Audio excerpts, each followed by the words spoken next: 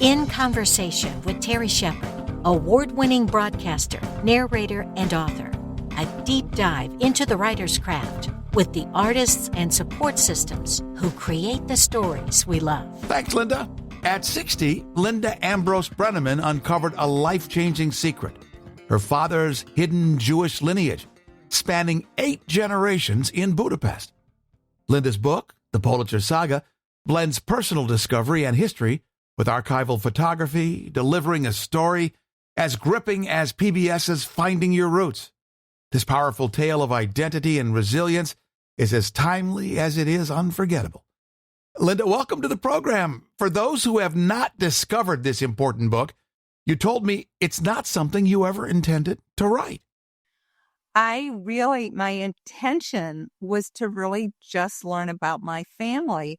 And I was most interested in learning about my great-grandmother, Margit, whom, by mistake, my sister had found out by asking her godmother about Margit that we were Jewish.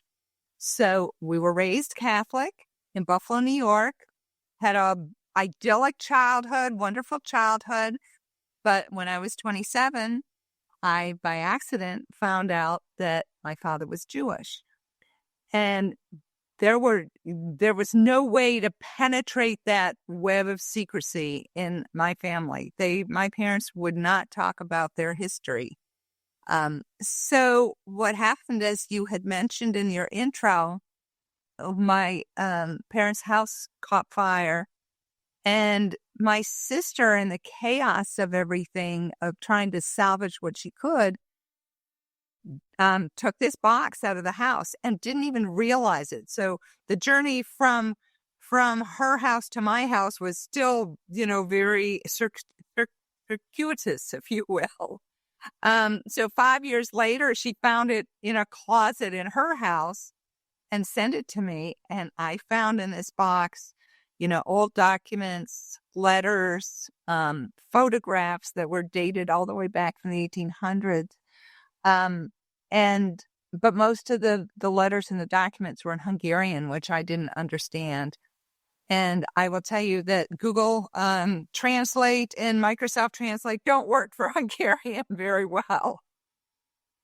So I had to find somebody to help me translate. And in my search, I found a woman actually that lives about a half an hour from my house. And when she looked at some of the documents and the letters, she said, "Oh my goodness, they really belong in a museum. And you need to find somebody to really help you do the proper research." Because there was so much that I just didn't understand. So she put me in touch with András Gizicki, who was a brilliant, brilliant sleuth. He was amazing. He lived in Hungary, and I actually dedicated the book to him. He unfortunately died in 2021, which was a true tragedy. But sort of back to your question. So as we were doing the research, I needed to brush up on my history because I really didn't understand history as I should have. And so as a way to really understand the stories and the history and the context and so on, I just started to write about it. And that's how the book came about. So what we'd found, as you had said in your intro, is that we found 8 generations of my father's Jewish family. And as we were, discovering all this, András made the comment. He said, they are really representative of Hungarian Jewish history, all the way dating back from the Austro-Hungarian Empire of the 1700s to present day. And and the stories were remarkable. I mean, how these people lived through incredible cataclysmic events was astounding and inspiring.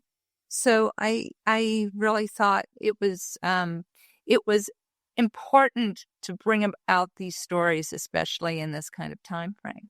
Why do you think your parents didn't tell you about your history?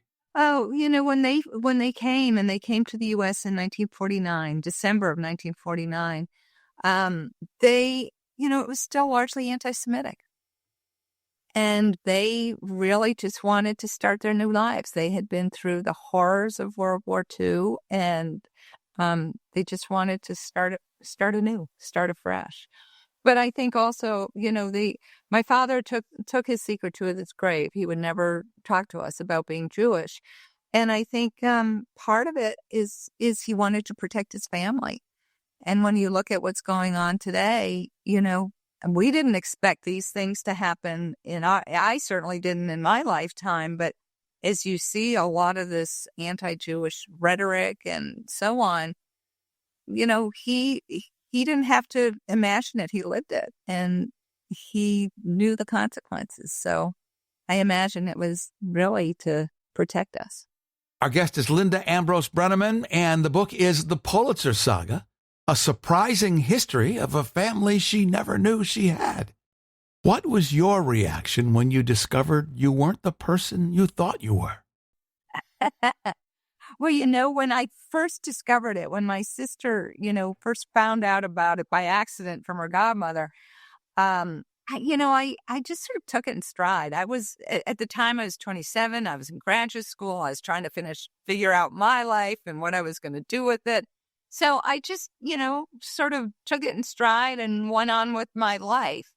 But then, there would be oftentimes when I would try to ask questions and I couldn't get through, and sometimes it would say little things and so on. And in 1990, I actually went on a trip with my mom, both my parents, to Budapest, but my father was working the whole time. So I got to spend a lot of one-on-one time with my mom. And, I had just learned, a few years before that I was Jewish. So I was trying to ask her a lot of questions, and she would answer some of them. And, and I thought she was telling the truth at the time. I didn't know any better. But now in this research, I realized, well, she didn't quite tell all of the truth. So, and for example, one of the things, in that trip, I'll never forget it. One of the things she said to me, we were talking about, I remember we were walking on Margaret Island, which is this beautiful island in the middle of the Danube between Buda and Pest. And and it has gorgeous gardens, and it was a beautiful day. And we were walking and talking, and she just sort of let it slide. She said, "Oh, and in 1944, I hid some people, and not really understanding history or any of this. I never asked. I never asked, what was the context? Who were you hiding? So on. So I never asked. And I found out a few stories a little bit later. But then here in 2006, I found when she was awarded Righteous Among the Nations, that's when I really understood the enormity of what she had done. How did that award come about for her? Well, she had hidden her best friend, Eva Fisher, who is now Eva Klein. And Eva Klein has actually put her up for the award. And, for that award, that is not an award that comes lightly. So they do a lot of research and talk to a lot of people. And yeah, she was awarded Righteous Among the Nations. And for your listeners who don't know what that means, that is, it's an award given by Israel to non-Jews who hid Jews during the Holocaust. And it's really their highest award. And her name is inscribed in the Garden of Honor at Yad Vashem in Jerusalem. And, it's along with such names as Oskar Schindler and Roel Wallenberg and Irina Sendler and people like that. So it's remarkable. How did that make you feel? Oh, my goodness. So proud. So proud. Really. I mean, what incredible courage. what was what was tough is when she was given that award, it was 2006. And when she was given that award, she was already in the throes of Alzheimer's. So I don't think she really understood everything that day. My father had to give her acceptance speech, but there is one remarkable thing. And that is afterwards, there were a lot of reporters and they hovered around her and were asking her questions. And one reporter asked her the question, how did you have the courage? And she answered, which is remarkable because here she has Alzheimer's. She answered, I did what any decent human being would do. So it's like, how Alzheimer's couldn't take away that humanity. And it was amazing. She's an amazing person, very humble, but truly a force to be reckoned with. Linda Ambrus Broenniman is our guest. The book is The Politzer Saga, and that's the website, PolitzersAga.com. Linda, take us back to your youth. How did you grow up? What did you want to be when you grew up? And what did you become? Those are such great questions, right? So I am the middle child in a family of 7. So our house was always filled with friends and a lot of chaos, and it was, and there were always people at our house, always, so many people at the dinner table. And yeah, I just remember it as so much fun. We were playing outside. We played a lot of sports. We rode horses. We had a great childhood. We really had a great childhood, except I would say for the secrets. We knew there were secrets. And what did I want to be? The only thing I knew I didn't want to be was a doctor, because both my parents were doctors. My older siblings are doctors. They're married doctors. It's like, oh my God. And I can't stand hospitals and blood. So I was not going to be a doctor. So that was a big point of contention with my father. So I ended up going into business. I went to and got my MBA and went into business and mostly did entrepreneurial. I spent time in large companies, Fortune 500 companies for the first, 15 years of my career. And after that, I worked mostly with entrepreneurial companies. So had a lot of fun with that. The book is so well written. How did you learn to write? I don't know. In school, I could write well. I knew how to write, but I'd never attempted to write a book. So this was my first. It was an interesting journey. And what was your writing process? How did you pull it off? Well, what I did was I had to organize in my brain, timelines and so on. And so what I did is I focused on an individual of that generation and really tried to flesh out the whole story. Now, all of this, there's nothing in there that's not true. So that was one of the things, we got very lucky in our research and we found 2 books. One that was written by a great uncle, Sigmund Politzer, and he wrote our family history. So that's where we got a lot of the stories from, dating all the way back to the 1700s. But also Andras would verify those stories. So he found other sources that would also mention my family and so on and so forth. So everything in that book, there's nothing in there that's not verified and true. Even though it sounds like, they could be fictional characters because they're just amazing what they did. So again, sort of going back to the process is, he would find, he wasn't just focused on one person. He was, really just putting the canvas out and trying to get as much information as he could. But I needed to organize it sort of by person and by timeline and really understand the history. And so that's how how the book is organized around people, around individuals. How much of the story do you think your parents knew? That's an interesting question, because I am looking back at some of the comments and some of the things. I will remember that my mother, for example, told me that I had a great uncle who died of appendicitis. And at the time, they didn't know what appendicitis was.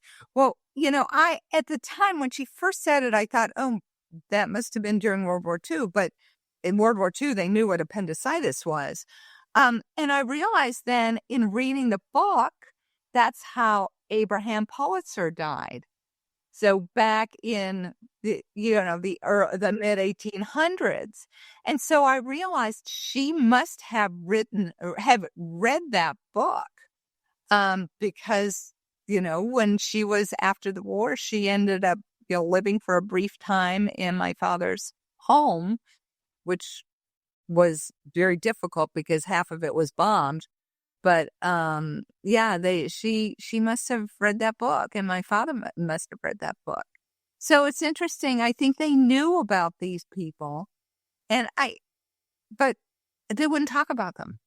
And my biggest regret, for example, my grandmother lived with us, and after 1956, she escaped from Hungary in 1956, and when I think about it, she never talked about anything either, but she would have known people like Adam Politzer and that whole generation. Adam Politzer was a very, very famous doctor. And if you ask any ear, nose, and throat surgeon today, they recognize his name because he's still considered the father of otology. So, and there's an Adam Politzer organization that they have regular meetings and so on. So people know who Adam Politzer was, and she would have personally known him. So, and that's just one example of many that I could give you, but, that's my regret, that I didn't, push my grandmother and make her answer questions, but, she wouldn't go there. We're in conversation with author Linda Ambrus Broenniman about the Politzer Saga. Available everywhere with more information at PolitzerSaga.com. What was your siblings' reaction to the story? Well, it's been interesting. My older sister has been with me on this journey the whole way. And so she's really part of it. And her daughters have been really, really supportive. The rest of the family, it's interesting. They, when the book first came out, my brothers called me, and two of my brothers said, "Oh, it's great that you did this research, and it's great that you wrote it all down in a book." But their comment was, "I don't think anyone's going to be interested in it except for the family," which has not been the case.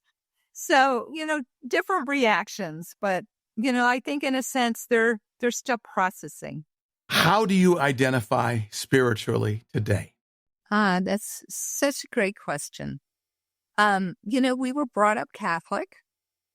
I wasn't a good Catholic at all. I never was a good Catholic. I didn't really go to, after, my parents were very good Catholics, so they went to church every Sunday. But as an adult, I've been a lapsed Catholic, shall we say. And, now finding my Jewish roots, I have become, I have really tried to learn more about Judaism. And I can't tell you how proud I am of my ancestors, my family. And, I'll give you one example. My great-great-grandfather, Ignaz Misner, was just an amazing person. He grew up in poverty, then ended up becoming a founder of the Budapest Bar. He was a very prominent lawyer. He was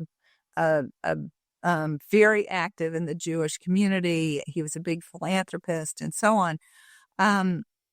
He ended up having everything taken away from him during the Holocaust. And he wrote to Governor Horthy and asked for an exemption from all of the strict Jewish laws, and he wanted to get his house back and so on. And he actually received a letter allowing him to do that, but it was too late by that time. The Germans had come in. But what to me, what makes me so proud is we found out that after he was allowed the exemption, he refused to take off the yellow star, and he wore his Judaism with pride. And that to me says it all. I mean, it's just, this man was incredible. And then he died of starvation in the Jewish ghetto. But at any rate, back to your question about spirituality, I am just so proud of my Jewish ancestors. But for me personally, I haven't really been part of any organized religion right now. I'm very spiritual, but organized religion just it's not for me right now. What do you hope that readers will take away from their experience with the book? There's a couple things. One, I really do hope to inspire others to look into their own background, because I think it's important to learn about yourself and to learn about where you come from. And it was such a freeing experience for me that I hope others will really learn about their own backgrounds. But also, one of the things that the way we were raised was, my mother always said that no matter what a person's religion or ethnicity or color of their skin or economic status, whatever, everyone needs to be treated with respect and dignity and compassion. And when you look at these people, they were all about that and about service to humanity.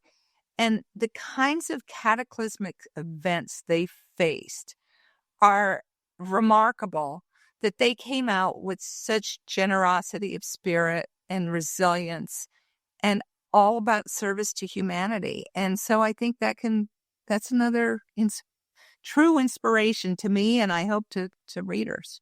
The book is The Politzer Saga, written by our special guest, Linda Ambrus Broenniman, available wherever cool books are sold. Linda, thanks for the conversation. Oh, thank you. I really appreciate your having me. It's really wonderful. In Conversation with Terry Shepard is a copyrighted presentation. All rights reserved. I'm Lisa Davis. Join Terry Shepard next time in Conversation.